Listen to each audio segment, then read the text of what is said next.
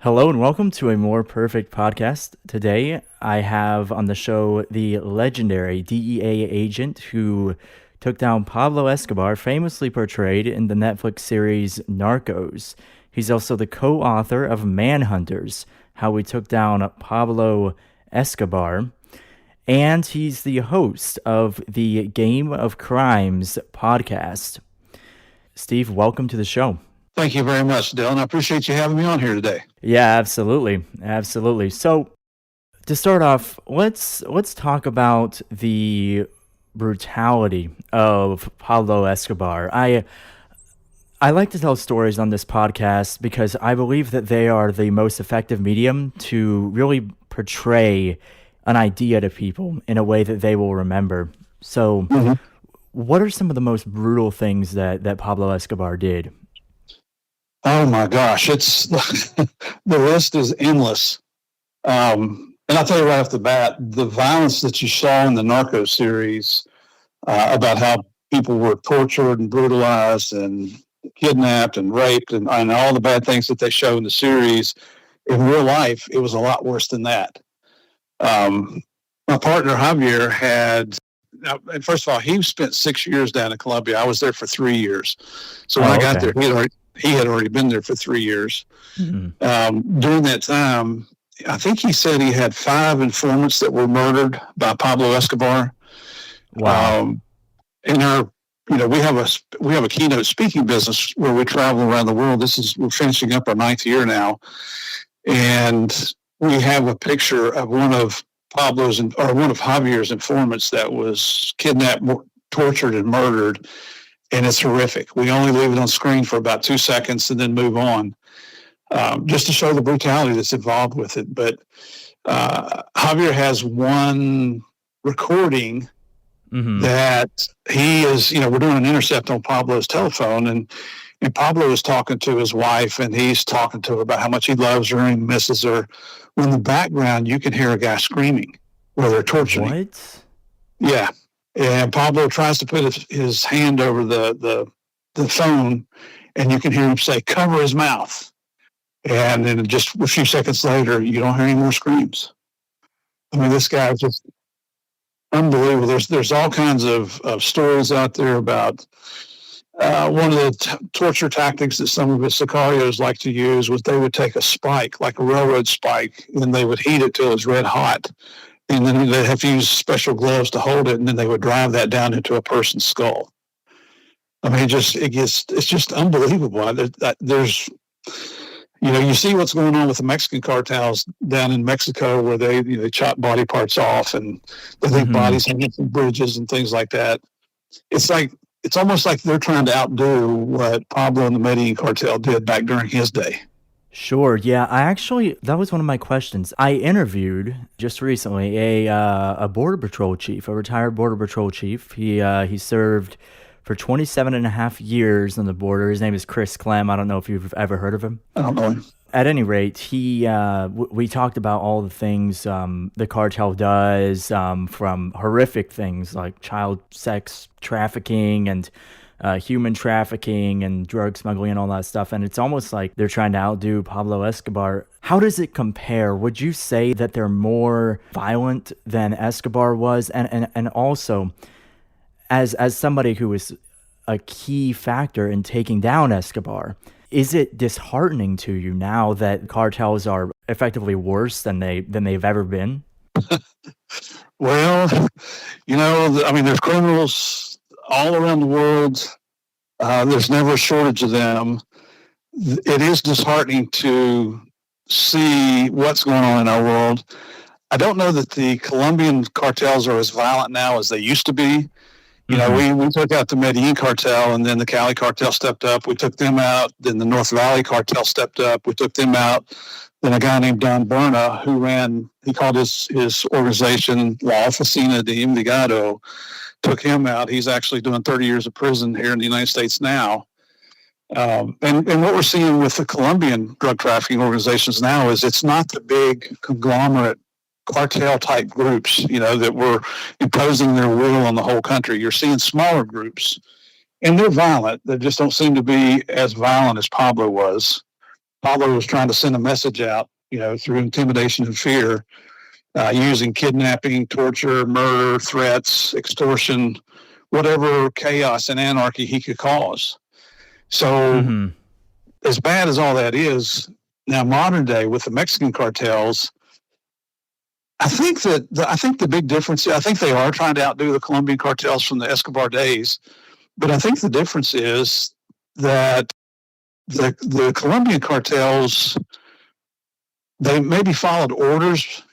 Pablo would direct who he wanted killed and how he wanted them killed, and whereas it seems like the Mexican cartels, especially their hitmen, just don't seem to be quite that smart. They don't seem to be quite as organized. You remember several years ago when they were trying to hit a guy at an airport in Mexico, and they ended up killing a Catholic bishop. You would think that they would see the robes that he had on and realize, well, that's probably not our target. But it seems like that happens all the time down there. And then, you got the Mexican government who won't even address it. They just seem to turn a blind eye to it. Are you serious? I've heard that the some of the police and some of the military in Mexico are corrupt and paid off by the cartel. I'm sure those are not just news trying to get a hit, but that's a real reality.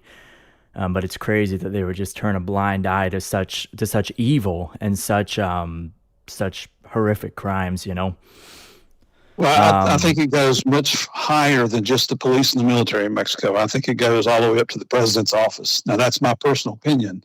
I don't have anything to prove that, but I mean, you've got hundreds of thousands of people who have just disappeared down there, and the president that just went out, Obrador, he didn't seem to. He said we don't have a drug problem. The United States has a drug problem, which is true to a certain degree. But he's denying that they produce fentanyl and methamphetamine in Mexico, when the whole rest of the world knows that's what they do.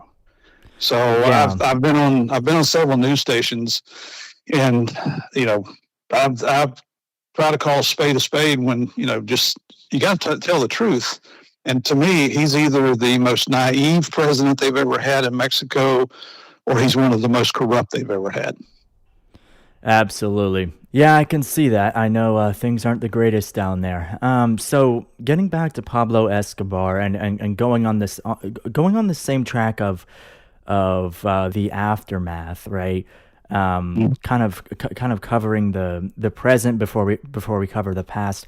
What were some immediate unforeseen consequences of killing Pablo Escobar? His sicarios were still all over the country. You say in your book that the day Pablo Escobar was killed, weeks later, you saw the murder rate in Colombia just drop dramatically. So obviously that's a good thing. Can you name any unforeseen consequences that you guys weren't expecting? Well, I think we all knew that the Cali cartel would step up next.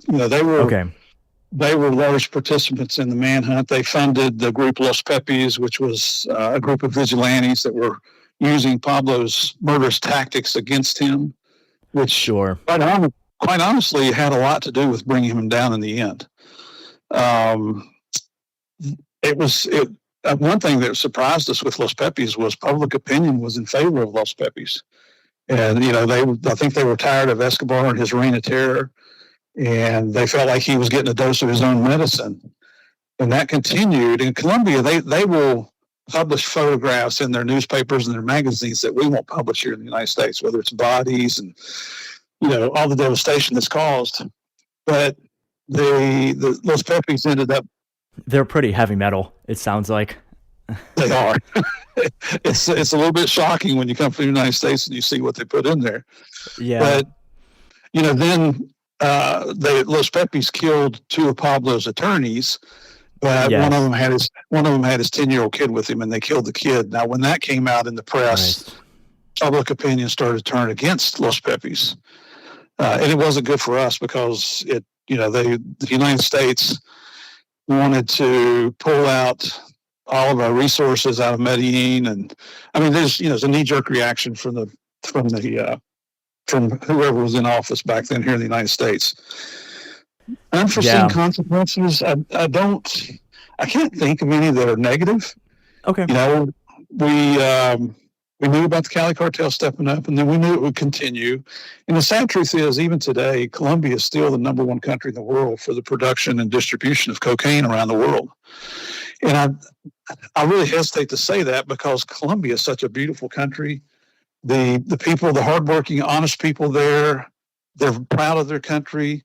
They're very accommodating. They're very accepting. If you go down and act like the ugly American, they will treat you like the ugly American. But if you go down with an attitude that you're just want to learn more about their culture and you recognize their sovereignty and all of that, you won't find a more accepting people. Yeah, I gotta ask you though. You write a lot about not knowing Spanish in your book. Did you ever end up learning Spanish or no? Yeah, you got to remember everything in Narcos is not true. Okay. I had spent 4 years in Miami with DEA, and when I was absolutely yeah. When I was selected to go to Colombia, they sent me to Spanish school for 6 months. So I moved up to Washington D.C. for 6 months. Here's the problem: I learned how to speak Spanish, but they taught me how to speak proper Spanish. I don't speak proper English. Yes, that's so real. I went down to Chile, and Chileans are notorious for speaking the worst Spanish in the world. But of course, that's what inspired me to actually learn Spanish, and I'm learning it myself. That's actually why I watched Narcos in the first place. It wasn't to learn about Pablo Escobar. It was so that I could learn more Spanish. So I guess it wasn't exactly on a whim. All right, I was just curious. But earlier you said something about the presidency and how we wanted to pull out. You also write in your book about the rivalry between the CIA and the DEA back in the days of the hunt for Pablo Escobar. How did the bureaucracy, the U.S. government, get in the way of you catching Escobar? Can you describe that interagency conflict? Does it still happen today? Well, yes, I'm happy to explain that. That's one part of Narcos that is true. We did not get along with the CIA, but it came down to egos, to be quite honest with you. The chief of station for the CIA, which that's the main CIA person in charge of any office, he did not particularly care for DEA. He really didn't like Javier, my partner. He tried to use as his excuse that we were encroaching on their area of responsibilities, which was counterinsurgency, communism, things like that. Mm-hmm. And of course, FARC was very active down there, ELN, M19, the AUC, all those terrorist groups down there were very active. But, for us, and this one's coming out sounding funny, but it's actually true. Go for it.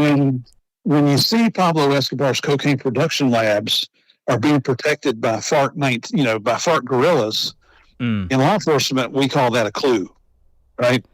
Yeah. So he did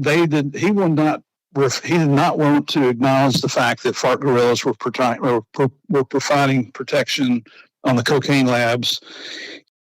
And also we have two different responsibilities. Their responsibility is to investigate things like that might have a detrimental effect on the United States. Whereas we're in a position where we're working with the host government trying to collect evidence that we could use in prosecution in a U.S. court. Mm-hmm. So they don't have to worry. They really don't have to worry about a lot of things, the constitutional rights and things like that. Mm-hmm. Also, they're not allowed to investigate Americans, and that's why they don't conduct investigations within the boundaries of the United States. So it came down to a little piss and match between him. They did not want to share information with us. Everything that we did, we reported in, back then we called them teletypes or cables, but everything we did, we reported back up to our headquarters. Well, the CIA got access to all that information. It finally took the ambassador stepping in and ordering the CIA to give us access to information. When they did... That's incredible. Well, when they finally gave us access, we would have to go up to their office space, and you had the chief of station sat in the corner office, and his deputy sat right next to him, and their doors to their offices were, just 2 or 3 feet apart. they put a little elementary school desk there and a little elementary school desk chair, and that's where they would put the information. So we would have to sit in that little, that little miniature desk and that little miniature chair, and you got the chief of station and his deputy looking at us the whole time to make sure we don't try to, I don't know, take anything or whatever. We were allowed to take notes. That's crazy. It got completely ridiculous. It was, and you know what? The taxpayers are the one that lost because of his attitude. Yep. And since then, I've worked pretty much. I've worked with several CIA folks after that, both actively as a DE agent and then in retirement, and I've never encountered that type of resistance from any of the others there. So it was an isolated case. It just was not productive to anything anybody was trying to do down there. We believe that competition is good and it breeds production, but there's also a point where competition can get in the way of achieving a goal of a common purpose. And it kind of sounds like that's what was happening down there. But speaking of classification, can you tell me, is there anything still classified about the Pablo Escobar case? Honestly, not that I recall. Okay. That the CIA did have an air asset that they brought in that's referred to as Centra Spike. And back during that time, even the words Centra Spike were classified. You couldn't mention those. But all of that has been declassified now. And I really can't think of anything else that would still be declassified because it's been what, 31 years since he was killed. It's been a while. But I had to ask. It's the freaking CIA. So these are the spooks. Well, I will tell you, there were technology-based programs in place that we were given access to and actually were controlled by DEA, and that is still classified, and it's not something I can talk about.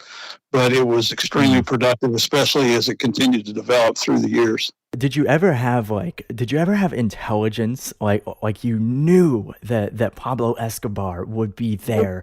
You knew that something really important was going on, but you were just delayed because of confirmation, because a higher up had to give you the approval. Were you ever delayed because of that? Well, we were, but it wasn't a delay from the U.S. government. It was a delay from the Colombian National Police, from a colonel that they put in charge of this group, the Bloque de Búsqueda, which translates to the search block. So, Pablo escaped in, June of '92, and the very next day, the Colombian National Police reestablished this search block, which was a 600-man force whose sole objective was to try to find, to capture, or kill Pablo Escobar. So the day after he escapes from prison, that night, the Colombian National Police called our boss and said, "Hey, we want Pinion Murphy up in Medellin as part of the search block." So the next day, Javier and I flew to Medellin, and for the next 18 months, we lived with the Colombian National Police, worked with them, ate with them, all that stuff. Within a week or two, the U.S. ambassador brought in, they called us back to Bogota to meet these guys. He brought in the Army's Delta Force, and then he brought in the U.S. Navy's SEAL Team 6, with what they call Development Group today, DevGru. Now, those guys, I have the utmost respect for. And just back on the CIA, I have a respect for the CIA. I think that they get a really raw deal in the press, and especially from Congress. But what they do is secret. They can't tell everybody what they're doing. If they did, it would get people killed and it would weaken our defenses. So that's just a little side note on the CIA. Well, these special operators came in, and I refer to these guys as the studs of the world. These are the guys that, Javier and I both say in front of audiences that if we're ever kidnapped, that's who we want to come and get us, because we've seen what their capabilities are. So they come on site. They're collecting information from different sources. A lot of it's classified. A lot of that is probably still classified. Yeah. And we would get, they'd come to Javier and I and say, can you mount up a force? We think we know where he is. We would go to this colonel, and it wasn't Colonel Martinez. He's the hero of this whole thing. In the end, we'll talk about him, Hugo Martinez. This guy's name was Penzón, and you might go to him in the middle of the night, and he would come to his, he was sleeping in the same barracks we were. You knock on his door, he'd come to the door in silk pajamas. So we all nicknamed him Pajamas, PJs. So you go see Pajamas, and it might be 2 o'clock in the morning, and say, Colonel, we've got actionable information here. Can you spare 20 guys and a few cars and unmarked cars, and let us go launch an operation? Well, it's the middle of the night. It's dangerous. We've got physical training in the morning and roll call, and all these reasons not to go out on operations. So the other thing goes along with that.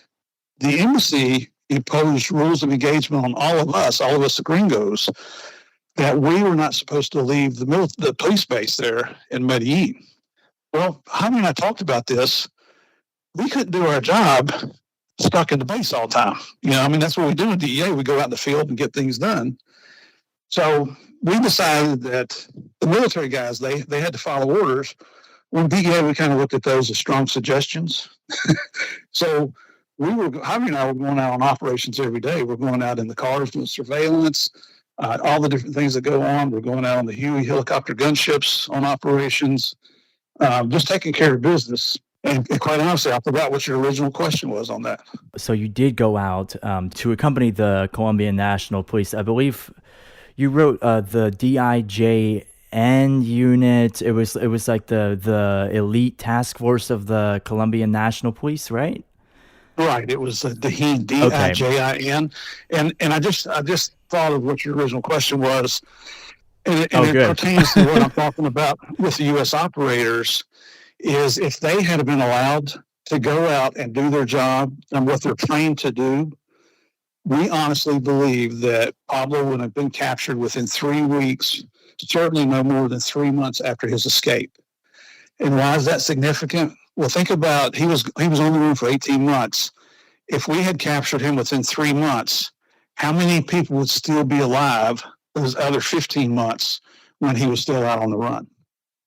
This guy, we estimated the number of deaths that he committed at 15 to 20,000. One of his last remaining sicarios, John Jairo Vasquez, who everybody called Popeye, he's on a TV series, a documentary with us, not together, separately. And he says the number is actually more than 50,000 people that Pablo was responsible for killing. This guy's a mass murderer. That's brutal. It's outrageous. It's just unacceptable in our world. Yeah.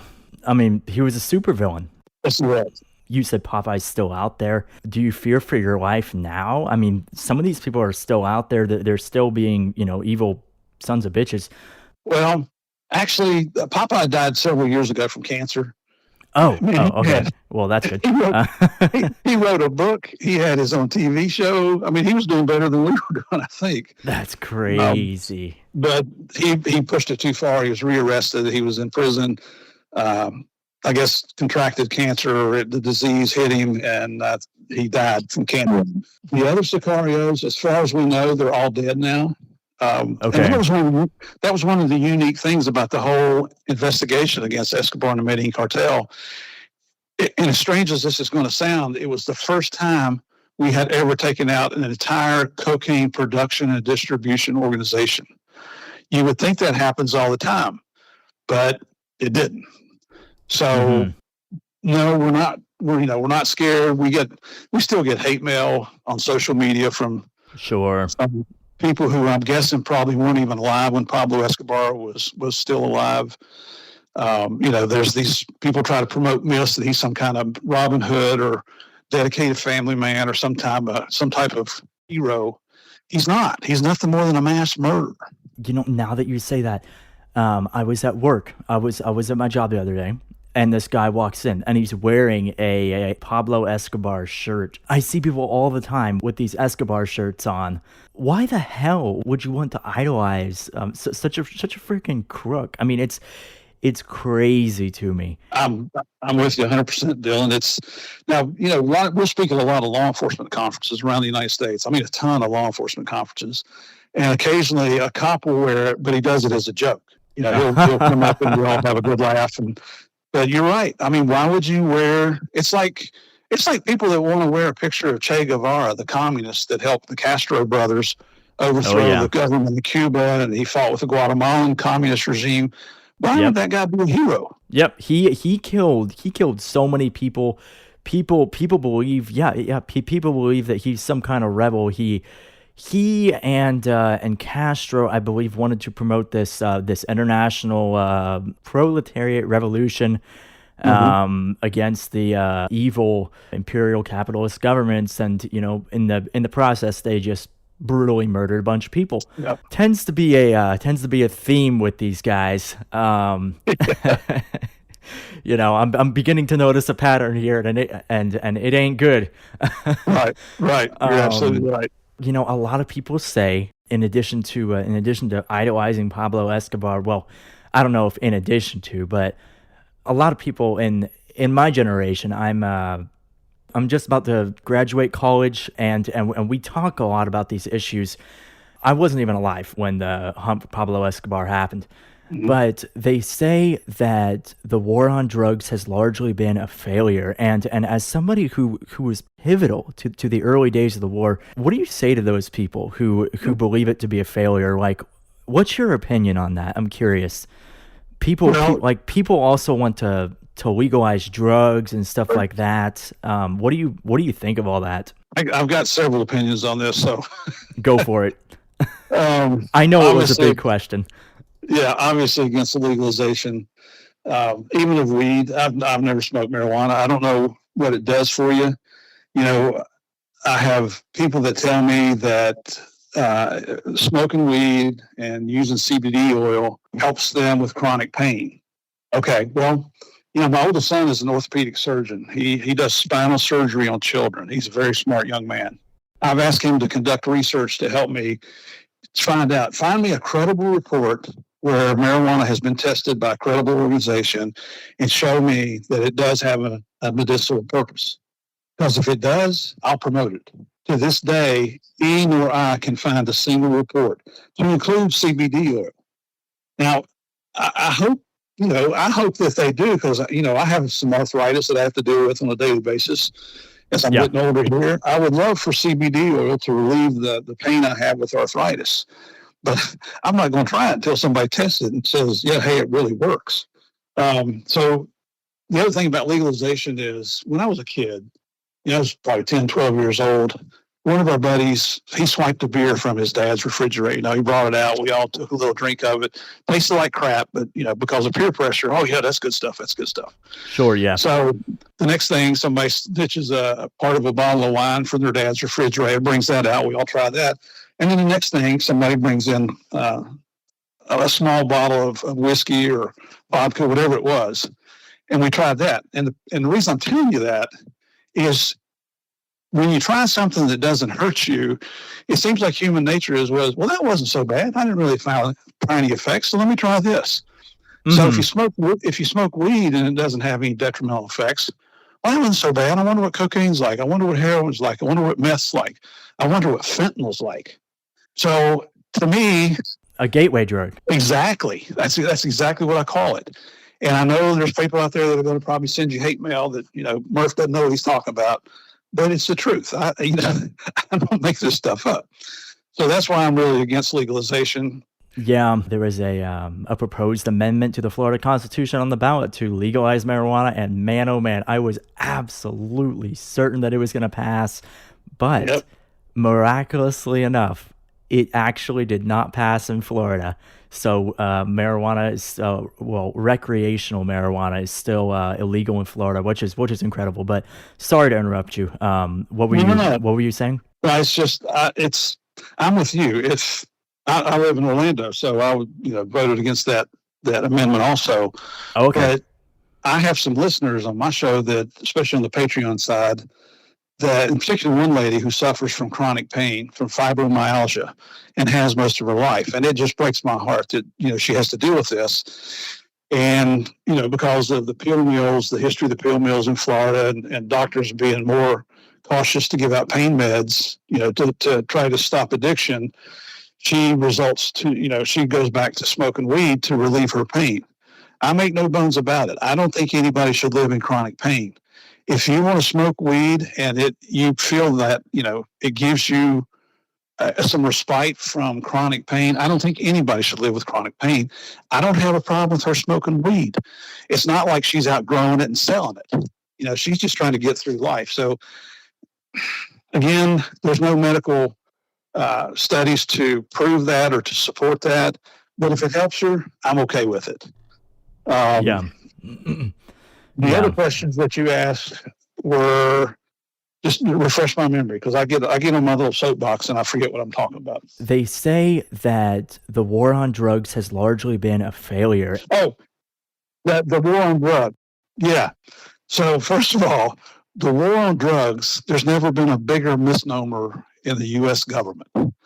And believe me, I'm not taking anything away from federal law enforcement, the men and women who are brave enough to go out and fight the battle, especially those who have made the ultimate sacrifice and died in this battle. But we're going after the largest cocaine manufacturer and distributor in the world's first narco-terrorist, a guy who's responsible for as much as 80% of the world's cocaine. And what did we send? We sent 2 guys. Is that a war? That's a joke. That's a joke. So now people say that the war on drugs has been a failure. Well, what would it be like if nobody had ever addressed it? Would we still be the United States of America?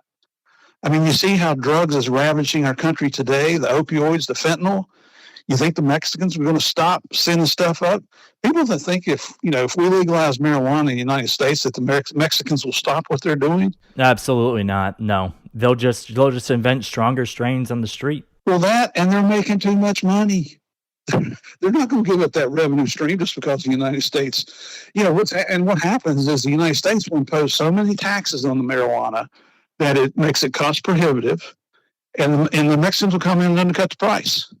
And they're growing a lot of their weed in the United States, in Northern California, out in the very remote areas up there. I've got a good friend, John Norris, who was with the Fish and Wildlife Service in California. He's retired now, but he started their marijuana eradication teams out there. And these guys, they were having to go in by foot and horseback and rappel down helicopters. They were being shot at. The chemicals that the Mexicans were using to grow the marijuana was killing the wildlife out there. They're extremely toxic. They were diverting water.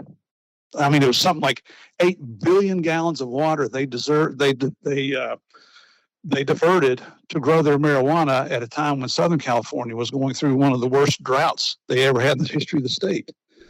Are you freaking serious? That's crazy. That's madness. John's got a book out on it. He testifies before Congress. I'm just proud of everything he does. Even in his retirement, he's still fighting the battle. But, for those that want to say that the war on drugs was a failure, what's your solution? Legalize it? That's Come up with a better strategy, bud. Exactly. Well, look at other parts of the world where they've tried legalization. It has not worked in a single country yet. I was on another show a couple of years ago with a guy named Patrick Bet-David. And I've heard of him. I love that show. Yeah. I actually saw your interview with him. Well, he also had a podcast. I went down to, back when he was still in Dallas. He lives down in South Florida now, but I flew up to Dallas and it was just a podcast talking about current events. And we got to talking about all that mess. It's just ridiculous what's going on, what people believe, that it's okay to legalize everything and let's see what happens. We see the Chinese are trying to take over our government, our country, through providing precursor chemicals for the production of methamphetamine and fentanyl. Yep. We see the Mexicans doing it in Mexico as well as in Canada. The Mexicans have set up shop in Canada so that they can import fentanyl into the United States across our northern border, not just our southern border. It's just... I actually did not know that, but it makes perfect sense. That's terrifying. Thank you. I'm not going to be able to sleep tonight. I'm here for you, Dylan. Yeah, great. Great. Thank you so much. Wow. Well, it just keeps going and going. That's crazy. That's about all I want to cover with the war on drugs. That's insane. I gotta say, I really like your perspective on that though. That's it's something that I really haven't heard before. It's a thought that I haven't had myself. I've personally been pretty neutral on it. I certainly like combating drugs. I certainly see the destruction that it wreaks on people. I have, recovered alcoholics in my family. Mhm. So, it's obviously it's personal to me. I really like your perspective on it. And if you don't mind, I got one other opinion on it. Sure, but I do want to get back to Pablo Escobar. Yeah. But go ahead. So I started working when I was 14 years old. My dad had a carpet store back then. I had to go to work in the carpet store, and I've worked my whole life. I was a police officer for 38 years.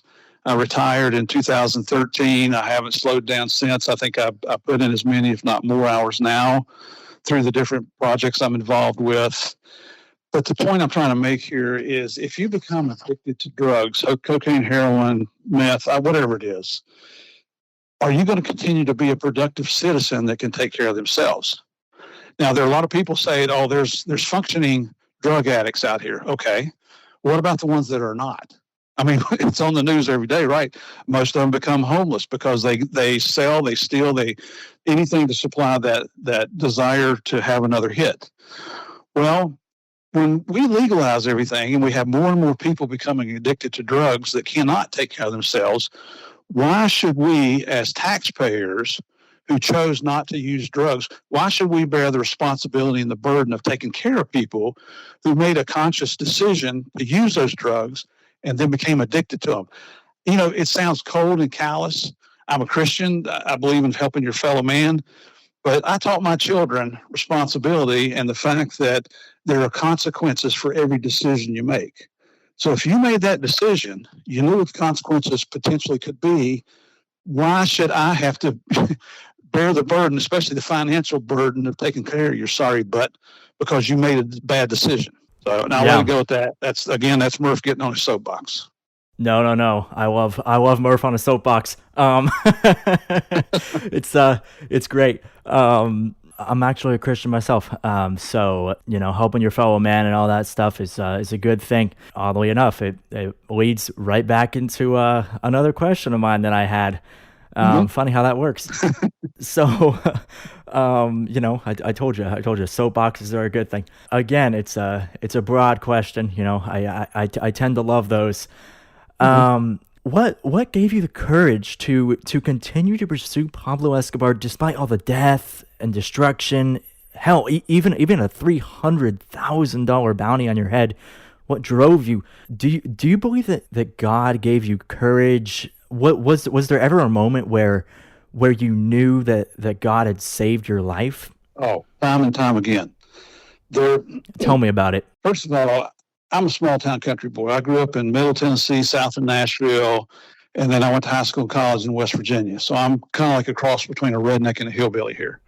I'm not a tough guy. I've never pretended to be a tough guy.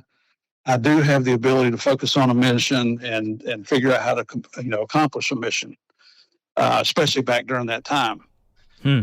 When we went to Colombia, my heritage is England and Ireland. So I'm English Irish. I'm about as white as you get. I'm 6'2". I have light colored skin. I have light colored eyes. I used to have Yeah. light colored hair. Now I have gray hair.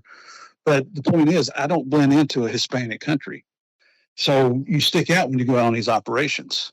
They even tried one time to get me to wear these full face knit caps. But the bad guys see that, they're going to think I'm an informant. They're going to shoot me.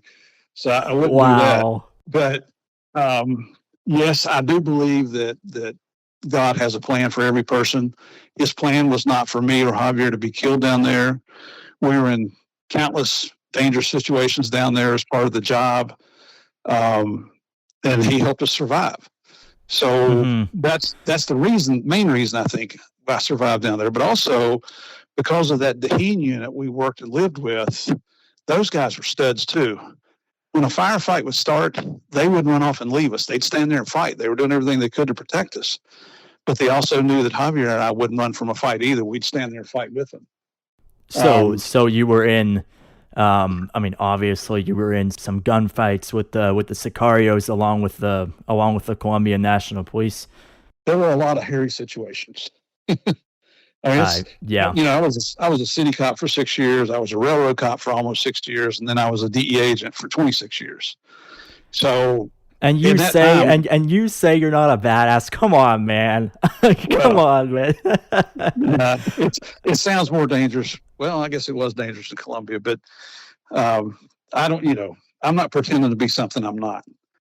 Um, so it just we were much younger at that age. Before you go overseas to a danger post, DEA gives you a lot of additional training.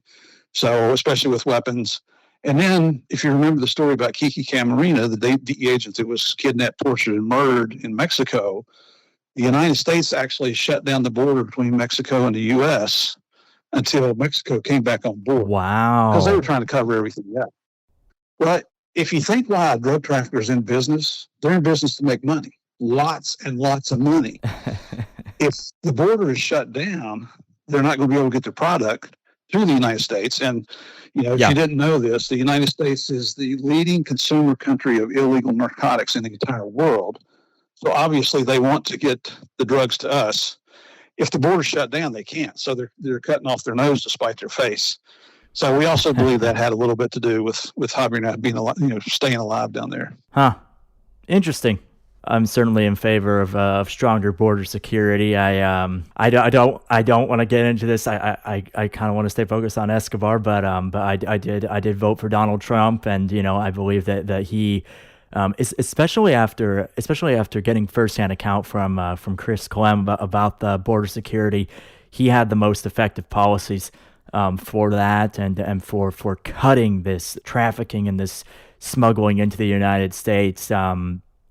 It was just incredible, and we're gonna see more of that. So yeah, funny that you mentioned shutting down the border. That's crazy.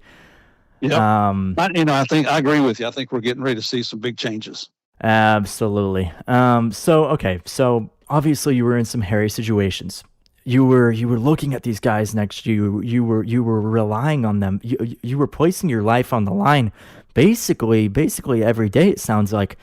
How did you know who were the good guys and the bad guys? Was there ever any instances where you thought you were going to be betrayed on a mission, where you thought that somebody had been paid off or something like that? Well, when I went to Colombia, that was a big concern of mine because the only Colombians I'd ever met were the ones that I put in jail down in South Florida, down in Miami. Mm-hmm. And you go in, it's terrible to stereotype anybody or any group. Absolutely. But I had stereotyped that entire country. I thought that everybody there was illegal, was involved in some type of criminal activity, corruption, whatever it might be. And I was pleasantly surprised to find out that I was completely wrong. In the Dahin unit, there was never a question about the guys being loyal to the mission, although there is one exception I'll tell you about here in a second. The whole time we spent in Medellin, 18 months, searching for Pablo Escobar, I think there were 3 instances where low-ranking officers, and their crime was they made a phone call to a number to let whoever was, Escobar's sicarios, let them know that we were leaving the base going out on operation. And all 3, those 3 guys, they were picked up on wiretaps and they were arrested and put in prison. So, knowing that they're not corrupt like I thought they were, that gave you a lot more comfortability, if that's a word. You made it more comfortable working with them. Now, after Escobar was dead, in the Dahin unit, they always had 2 majors. And we're talking about anywhere from 10 to maybe 18 guys, that come and go from that unit. Most of them stayed in there the entire time, but they always had 2 majors. After Escobar was dead, one of the last majors assigned to that group, we found out he was a member of Los Pepis. He could have killed us anytime. Are you freaking serious? Oh, yeah. He could have killed us anytime he wanted to. But I guess they didn't because we were all fighting towards a common cause, and that was to take down Pablo Escobar. And that's what Los Pepis, Los Pepis stands for people persecuted by Pablo Escobar. Mm. Now, after Escobar's dead... Let me get this straight. Your higher-ups, one of them was a Los Pepis member? Colombian National Police major. Wow. He was, we found out later that he was talking directly with the Rodrigo Sorolla brothers, the head of the Cali cartel.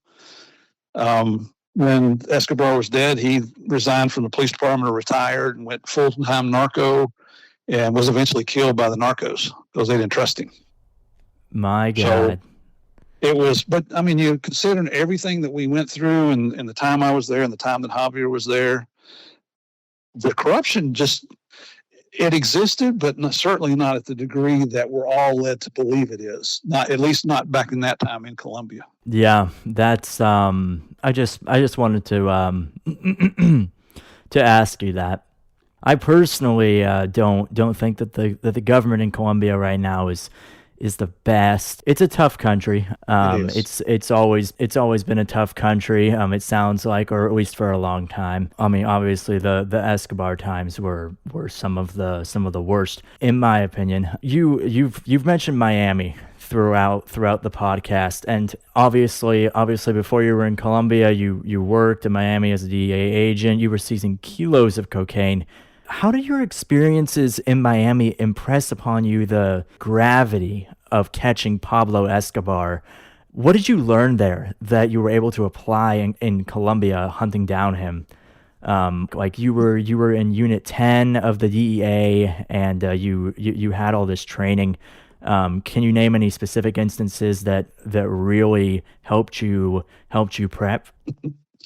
Well, I tell you what, man. So when I got to Miami in 1987, it was still the Wild West down there. I've been a police officer for 12 years. Mm-hmm. The most powder cocaine I'd ever seen at one time when I got to Miami was 2 ounces. The first case I got to work undercover on, and I'm working with a senior partner, so I'm kind of being a gopher, I'm the new guy. Mm-hmm. We ended up taking yeah, exactly.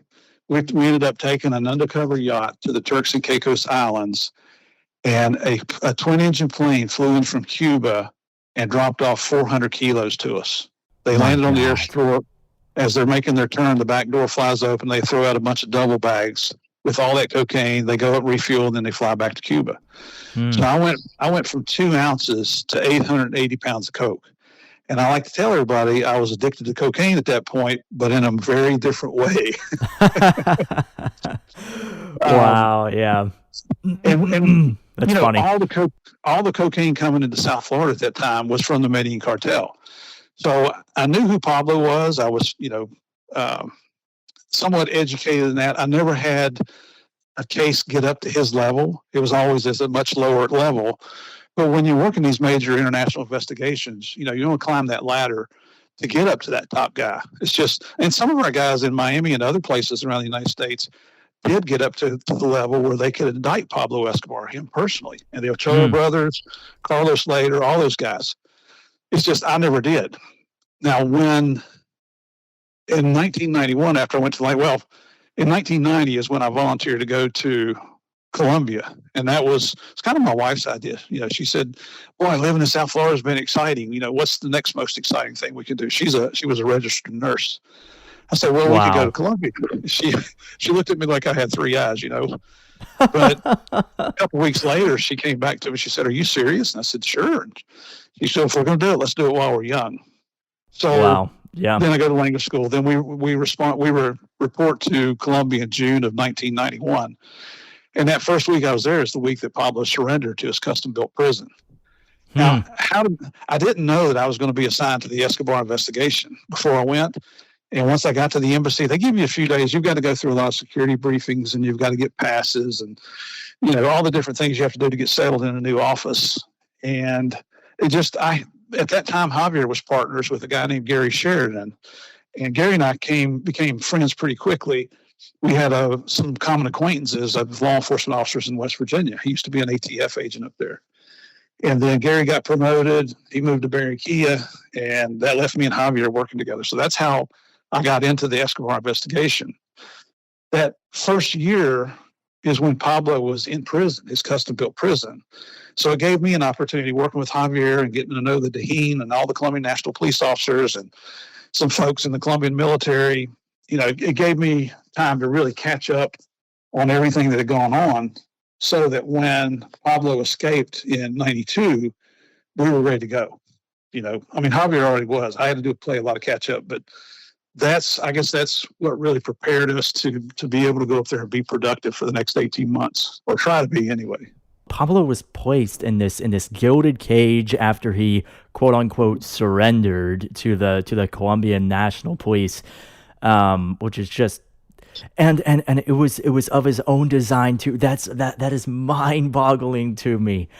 That even happened. I'm just curious. Can you describe what it was like? I mean, obviously you were in La Catedral, the cathedral. It translates to his fortress. What was it like on the inside?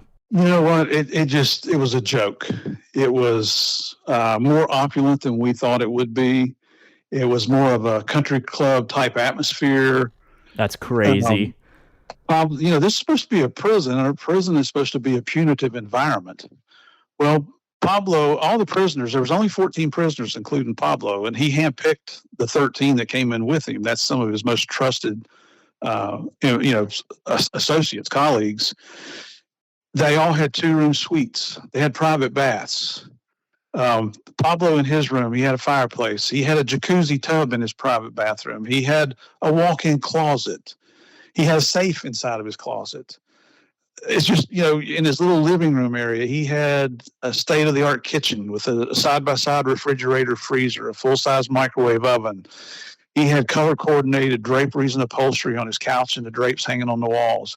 He had artwork, legitimate pieces of art from extremely well-known artists. I mean, you ever heard of Salvador Dali?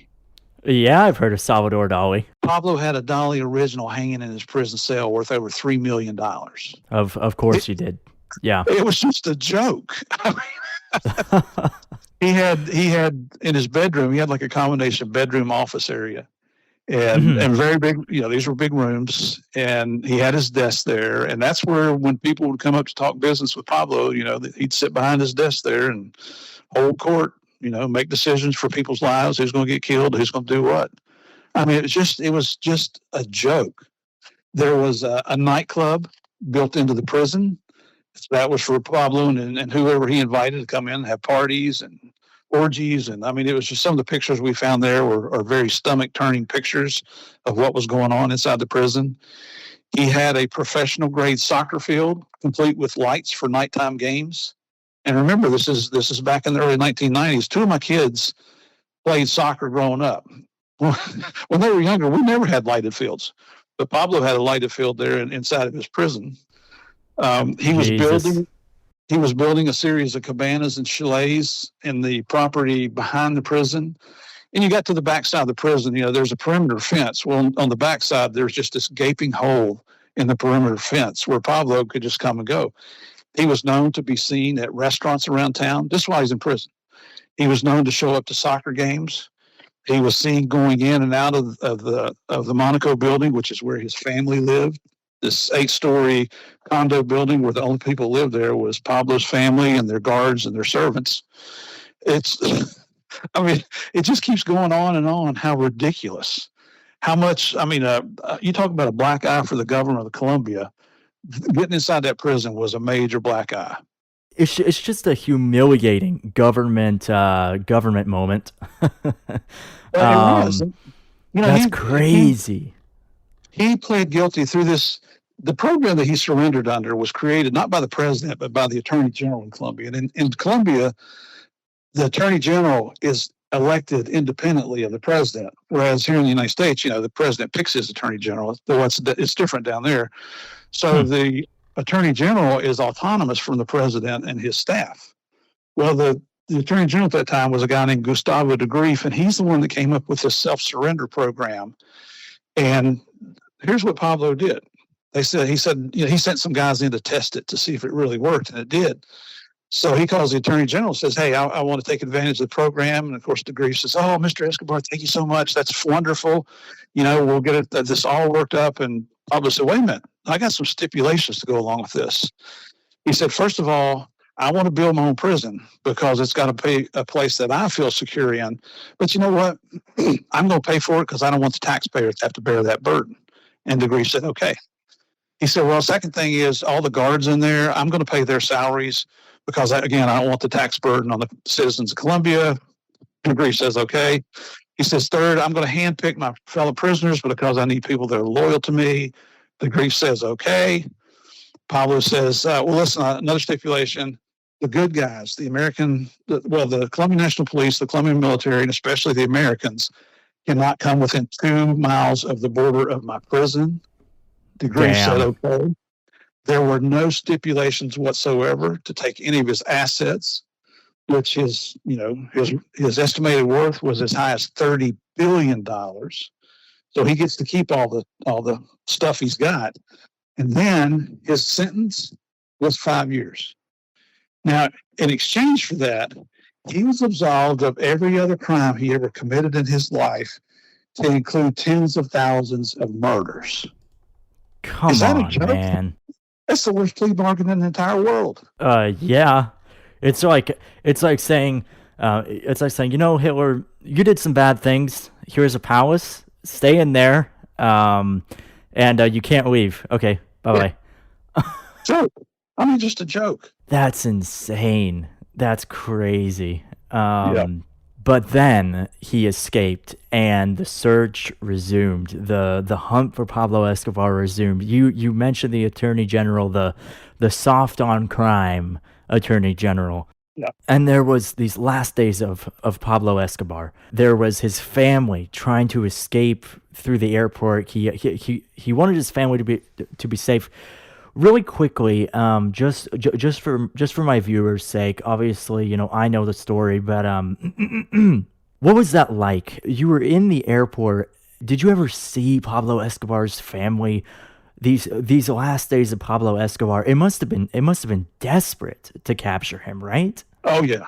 There was actually a couple months right before he was killed where we were not getting any information at all. We weren't getting any tips. We were running out of operations. It was almost to the point where you're like, just let him give up and let's get this over with. Because my wife's still back in Bogota. We adopted our first daughter. I'm up in Medellin. I can't be with my family. But then, some police officers go out on operation and one or two of them get killed. And, it kind of told you, stop feeling sorry for yourself and get back to work. So we did. Well, Javier was at the Medellin airport one day when the family was there boarding a flight for Miami, which to this day, we still don't know how they got visas. But he called the ambassador. The ambassador told him, those visas belong to the United States, even though they're in somebody else's passport, still U.S. property. And he told them, go tear them out of their passports. So Javier did. And of course, that caused a big to-do. So I was back in Bogota on that day. Mm-hmm. Then when Pablo decided to send his family to Germany, to Frankfurt, Javier and I both went out to the Bogota airport that day. And I had a camera with telephoto lens. And we saw the wife and the mom and the two children, and the son had brought his girlfriend, and his little sister Manuela had her puppy dog. And, we took photographs of that. But our whole goal was to get the German government to not allow them to enter the country. Because we knew that that was Pablo's Achilles heel. We knew if he got them to a safe place, he was going to declare war on his country for the third time, and he wouldn't have to worry about his family. So as they're flying over there, we've got undercover agents, we've got undercover Colombian police officers on the plane, just keeping an eye on the family. Years later, just probably 5 years ago, we actually spoke to a DEA agent who was stationed in Frankfurt, Germany at the time, who was out there at the airport when the family landed. He told us about half of the Germans wanted to let the family in and half the Germans wanted to kick them out. So it was touch and go there for a couple hours. We had the U.S. president and the Colombian president talking to the German chancellor over there. Finally, smarter heads prevailed, and they kicked the Escobar family out. Thank God. And that's what finally led to them going in the Tequendama Hotel downtown under the protection of the Attorney General's security. And that's where the son was overheard talking to his dad, which ultimately led to locating Pablo. He stayed on the phone just a few minutes longer than he should have. Yes, he did. That one day he got loose, and it was actually on his birthday. He was smoking a blunt and eating cake, right? That part I don't know. I honestly don't know if that was his birthday or not. Okay, yeah. That's just it's just something that I heard. Yeah, I don't think there was any birthday cake. I remember seeing plates of cold spaghetti in there was a series of row houses there, and there was plates of cold spaghetti on the table. Really? after he was killed. Yeah. It was this apartment where he was killed, right? Yep. Paint a picture for me. What was it like when you walked through the aftermath up to the roof where you knelt in the famous photo over Pablo Escobar's body? What was it like? Well, and one thing just to clear up a misconception, the Narco series shows that I was on the roof when Pablo was killed. That's absolutely not true. I was back at the Ah, base. okay. I was in Colonel Martinez's office as the operation was going down. I was listening to the operation on his radio, and then I rode out to the site with him after the fact. So that part, I'd just like to clear that up. And there's a reason I've cleared it up. I'll tell you in a minute. So when we get out there, we take a 600-man force out there, and we've also got the Colombian military responding. Well, the citizens have heard this massive gun battle going on. Thousands of people were starting to amass around there. So a big job of the police and military was to keep the people away from the crime scene, Hmm. which they kind of did, but not like we would do here in the United States. And so Colonel Martinez and I go into this row house. It's a 3-story row house. The first floor is a combination garage, kitchen, bathroom, laundry room area. And Mm-hmm. the garage is actually open to the kitchen, and there sits a yellow taxi cab. And that's how Pablo was getting around town, because it's a city of 2 million people, and there's taxi cabs everywhere. So that's how he blended in when he wanted to go places. You go up to the second floor, and there was a living room area, a dining room area. That's where we saw the plates of spaghetti on a coffee table. There was another room there, maybe an office. And then you go up to the third floor, and that's where the bedrooms were. Hmm. So what we were told by the officers that conducted the operation is, as they came up to that second floor, Pablo saw him, and he's on his way up to the third floor. He starts shooting at him. They shoot back. Pablo, who at one time in his career had as many as 500 sicarios protecting him, is down to 1 sicario now.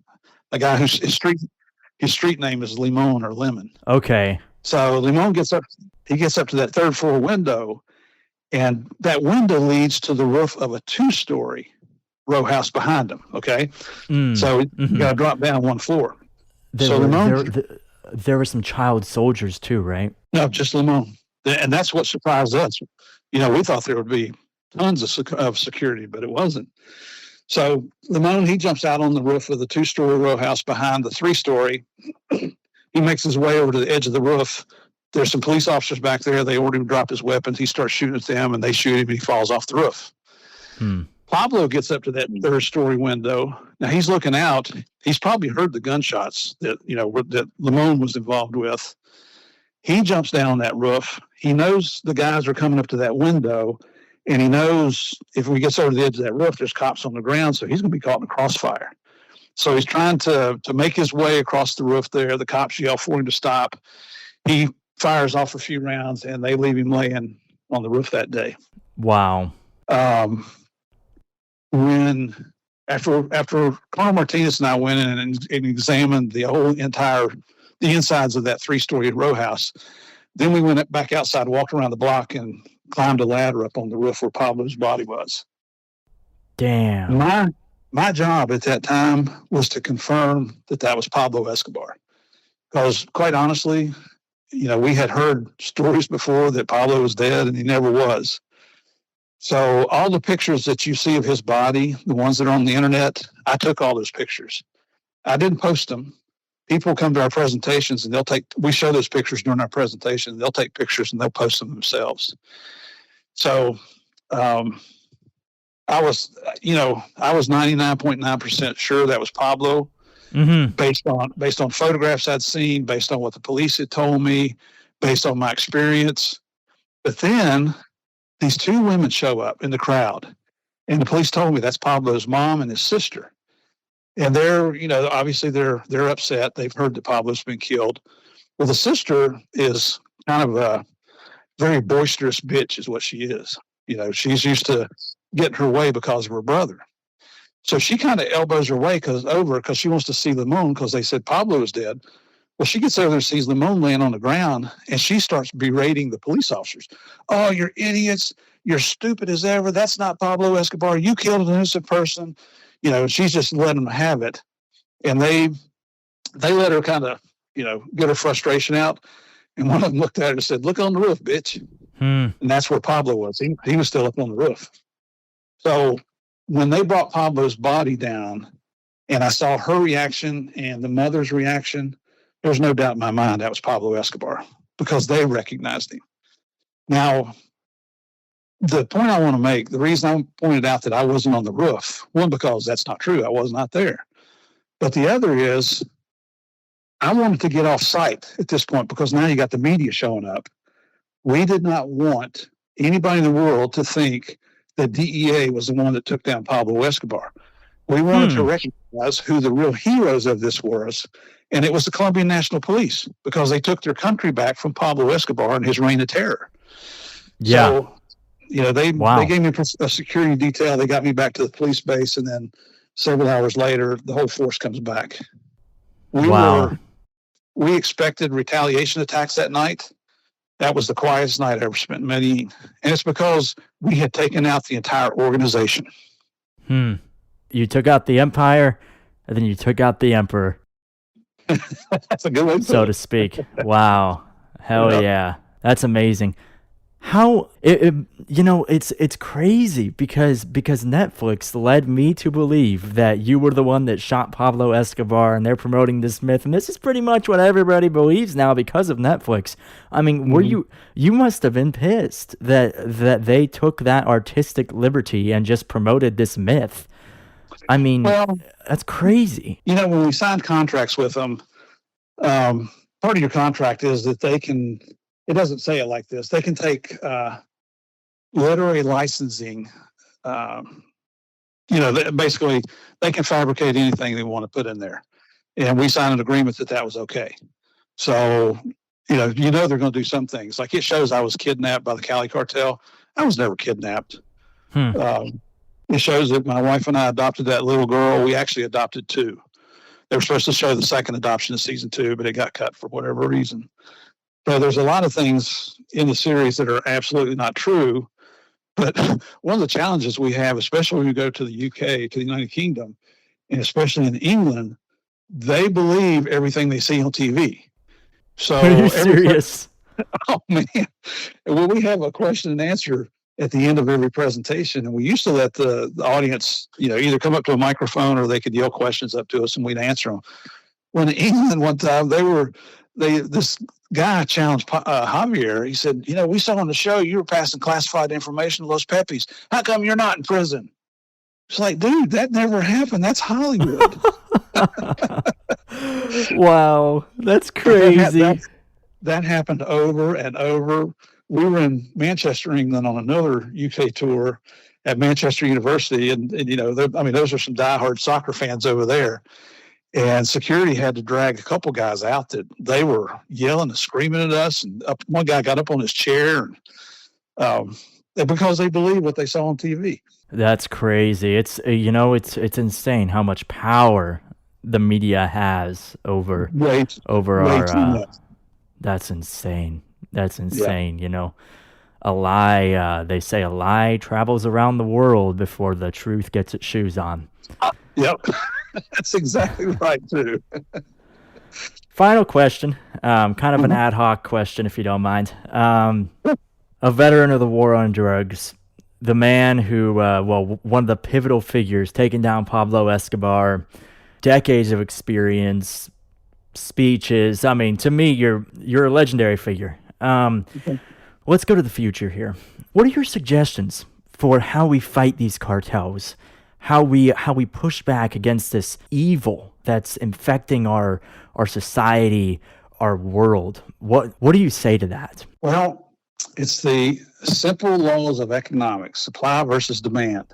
If we could drive the demand for narcotics in the United States, the supply would dry up, right? I mean, I can't tell you how many discussions I have with Colombian National Police officers, and we're talking strategies and policies, and some would get a little heated, and at the end of the argument or discussion, they'd always say, well, if it wasn't for the consumers in the United States, we wouldn't have a drug problem in Colombia. And you know what? They won the argument every time because they were absolutely correct. So, again, this is Murph Gillen's soapbox one last time. Let's go. Why have we become so permissive in our country that anything is allowed to go. People just seem to be allowed to do anything, get away with it. I mean, you see now it's in the news where tons of people are being pardoned and released from prisons for crimes they committed. We've got in California, they're considering releasing the Menendez brothers who admittedly murdered their mom and dad. Come on, man. Are you serious? Yeah. Oh, it's, believe me, I did a Patreon episode on it. I'm very familiar with the case.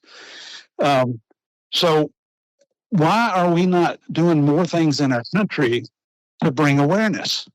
You know, before COVID, Javier and I we connected with a lobbyist group out of San Francisco that represented, they don't represent big pharma. They represent like pharmacies and pharmacists, you know, the CVS and the Walgreens and things like that. Sure. And the whole purpose of us connecting with them was to bring more attention to the counterfeit medications that were coming into the United States. So we went on Capitol Hill 2 years in a row. The first year to talk to the House side, and the second year to talk to the Senate side. And then we also spoke at the American Legislative Exchange Conference one year. That's where all 50 states send legislators in for a week-long conference to discuss different things. You would be shocked at how few people in those 3 presentations had a clue that counterfeit medications were a problem in our world. And these are the people that are supposed to be making the laws to protect all of us. Now, we're seeing that that's becoming more and more well-known now, but we also see that our overdose death rates are higher than ever. On average, you may know these numbers, on average, 300 Americans die every day here in the United States from some type of overdose, whether it's a planned overdose of taking drugs that they knew were illegal, or it's by what they call poisonings, where somebody might take a pill that they got from a friend rather than a pharmacy, not knowing that friend had bought it off the street and it contains fentanyl. Well, you know what? A poisoning is still illegal drug use. But why are we, just think of this. What if a U.S. airliner with 300 passengers crashed every day in our country? What would our response be then? I mean, fix the damn plane. Oh, it was outrage. And, you know, the door came off of that United flight. And look they're still talking about that. But yet, people don't want to talk too much about the 300 Americans that are dying from overdose deaths. This is Mexico. This is China attacking our country. You know, so many people want to turn a blind eye to that. It comes back to acceptance of responsibility, which I talked about earlier. I won't go over that again. But, you know, Javier and I are big proponents of education at the very earliest age. I live in Orlando. You know, we have alligators here. We got a small lake behind our house. One of my granddaughters was down visiting when she was about 4 years old. And we had an alligator, about a 6-foot alligator, that would come up to the back of our yard. And our yard sloped, so we were pretty well protected. But, you know, I'm trying to educate her about the dangers of an alligator. She said, Pops, if that alligator comes to me, I'll hit him in the eye and I'll hit him on the head. I'll scare him. And I said, baby, let me tell you the truth here. If that alligator gets a hold of you, Pops won't be able to save you. I'll do my best to save you, but I probably won't be able to. By the time I finished talking to her, she was in my arms, and she now knows the dangers of an alligator. So she's 4 years old. Well, some people might think that's heinous, a little bit cold-hearted, that I would scare a child like that. My point is, I want her staying away from the damn alligators. So why don't we educate our children at the earliest possible age educate them about the dangers of illegal narcotics and what it could lead to? We've got to do a better job here in this country. We're just, you know, honestly, right now we suck. Yeah, I would say so. I mean, look at the freaking chaos it's doing. Look at Oregon, for example, and all the drugs they're legalizing there, and Colorado's also done a number. It's absolutely appalling. It is, and you're seeing, you know, we're seeing Oregon now starting to rescind those legalizations because they realize, oh, we made a big mistake on this one. Yeah. In my opinion, it also goes back to a spiritual problem as well. People are looking for something to relieve their pain. They have a hole inside of themselves that needs to be filled, and rather than turning to Christ to fill that hole, to fill that void inside of themselves, they embrace the world. Instead, they embrace drugs. They embrace this dark underbelly that gives them temporary pleasure on earth, but then eventually stings them in the end. And Absolutely. that's me going off on a soapbox. But you know what? It comes down to accountability, and that's the word of the day. People should be held accountable for their actions, and they should be held accountable to accept responsibility for those actions. Absolutely, sir. Thank you so much for coming on the podcast. I really appreciate you sacrificing some of your time today. It really means a lot to me. And this podcast, it's gonna open a lot of people's eyes. You know, I reach a lot of folks, and primarily it's people that are in college right now, Generation Z. And you know, a lot of these people, they don't understand it. They really, you know, don't get it. I mean, me personally, you know, when I was educated on drugs, elementary school, that was it. Exactly. That was the whole thing. Middle school, nothing. High school, nothing. Do I remember anything from elementary school? Absolutely not. I mean, are you kidding me? I mean, come on, man. It's stupid. It's stupid. It is. We got to do something better. What we're doing is not working. It is absolutely not working, sir. So thank you so much again. I really appreciate it. Dylan, thank you so much for having me on the show, buddy. I truly appreciate it. When you're ready to publish or once you post it, if you'll send me the links, I'll get it to our guy and we'll get it on social media for you also.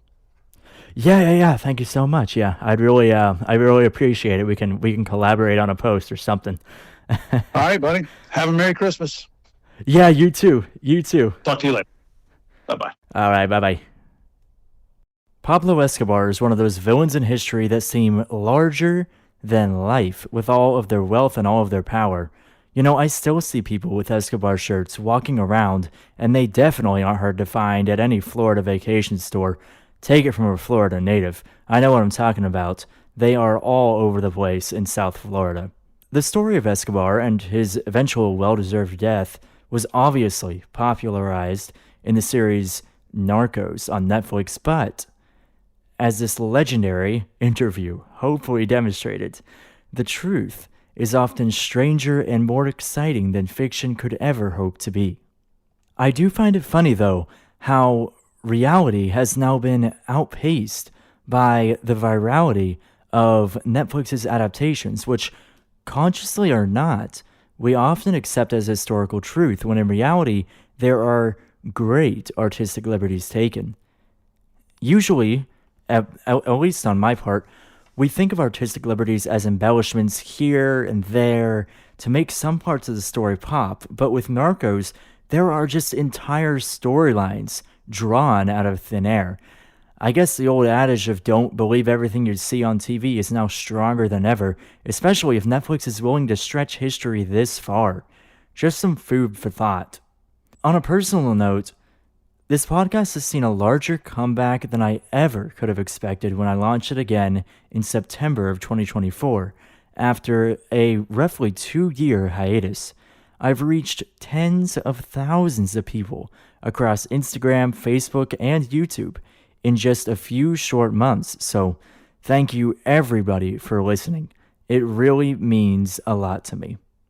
On that note, as always, have a more perfect day.